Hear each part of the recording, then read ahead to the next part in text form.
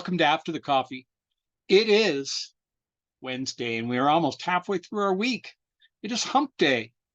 And I want to kind of do a little bit of a review. Last week on Monday Morning Cup of Joe, I talked about getting prepared for 2024.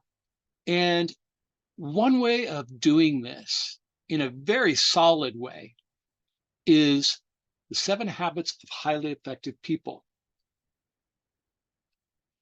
written by my friend Stephen Covey.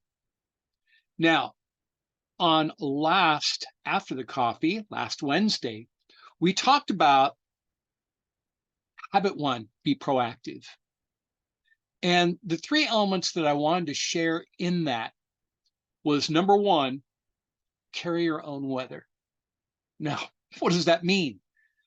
Well, how do you feel when it's dark and rainy outside? Do you feel ambitious? Probably not. You see, the weather affects our moods. Now, how many of us feel good and energized and ready to get into the work on a beautiful, bright, sunny day? That is the natural weather. On the other side of that, we have something called the social weather. Now, the social weather are other people's ideas or values that we feel that we have to conform to. That social weather or the economic weather allows us to create a less than desirable climate for us. We feel boxed in through both the social and the economic weather. And there's many other types of weathers that can affect us. Now, what we need to do is look at our circle of influence versus our circle of concern. And I talked about that last week, so I'm not going to go deep into that. But in addition to that, we have to learn proactive language if we're going to become proactive. Statements like, I can't, it's impossible, I'm too old, or I don't have the knowledge, or any other thing that might come up that tells you why you can't do something. The truth is, you can do anything. Certainly, you'll have to overcome some barriers, take in new knowledge, learn new things. But we can tell where somebody's at in terms of their paradigm, their mindset, by the words that they choose. No, I have to go to work. I hear that all the time, and it drives me nuts. I don't want people to have to go to work. If we choose what we will do for a vocation, a career, we should be choosing something that we enjoy, that we have a certain level of passion for. And then the terms are, I get to go to work, or even I can't wait to go to work. Now, you might think I'm crazy, but I have a job like that. I can't stop thinking about the work that I do, the people that I work with, and the people I work for. It's exciting. So we have to be careful of our language when we say, well, I have to do this, or I can't do that, or that's impossible. You know, someone once said that people who say it's impossible should get out of the way of those who are doing it. It's a mindset, a shift. Now, this week, we're talking about habit 2, begin with the end in mind. Last week, I said, start working on your why, your purpose. And, the most common successful statements under a purpose statement often wind up with a focus on helping others in various ways, many, many different ways. So when you are writing, you're journalizing your why, as Simon Sinek would say, or a purpose statement. Why are you here on earth?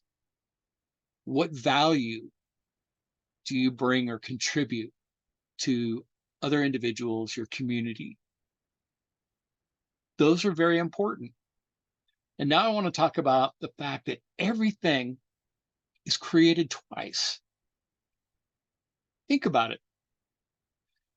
Your home. People didn't just show up and build it. They had a blueprint. They looked at the land. They prepared and graded and leveled the land that your house is going to be put on. And they created the foundation, the plumbing, the framework, the electricity, the walls, the roof, right? Everything was done systematically in a certain sequence to provide you the home that you live in. Well, whether it's an apartment building or a house, it really doesn't matter.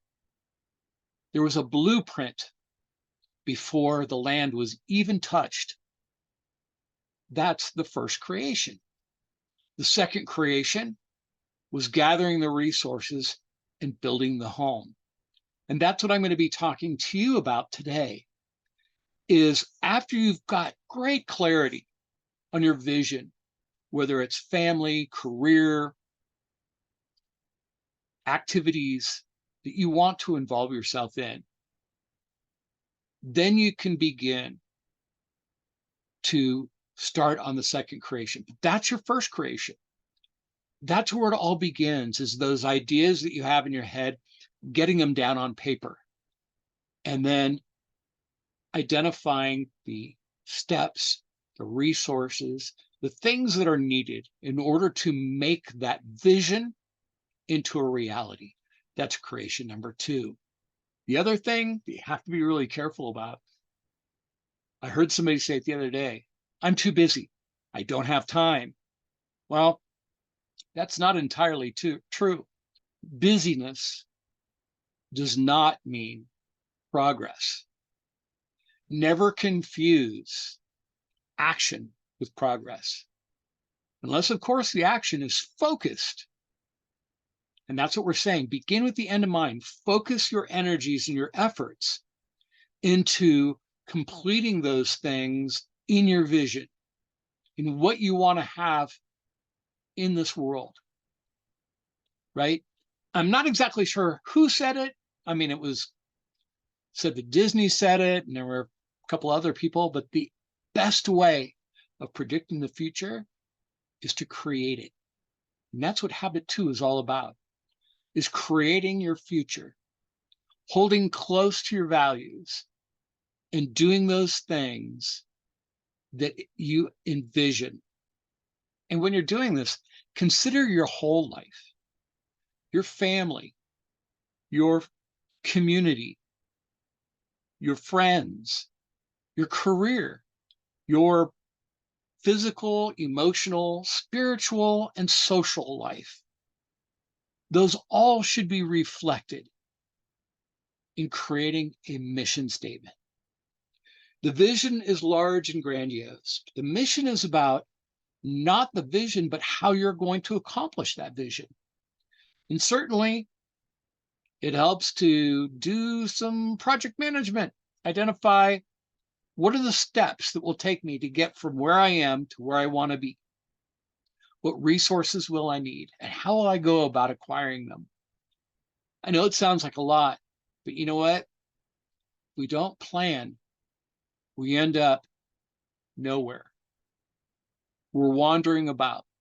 And we need the focus to be able to accomplish those things that matter most to us. Consider your mission statement as your blueprint for your future, just like the blueprint for the apartment or the home that you live in. Make sure that you have everything that you need in place first, and then start breaking it down into actionable steps.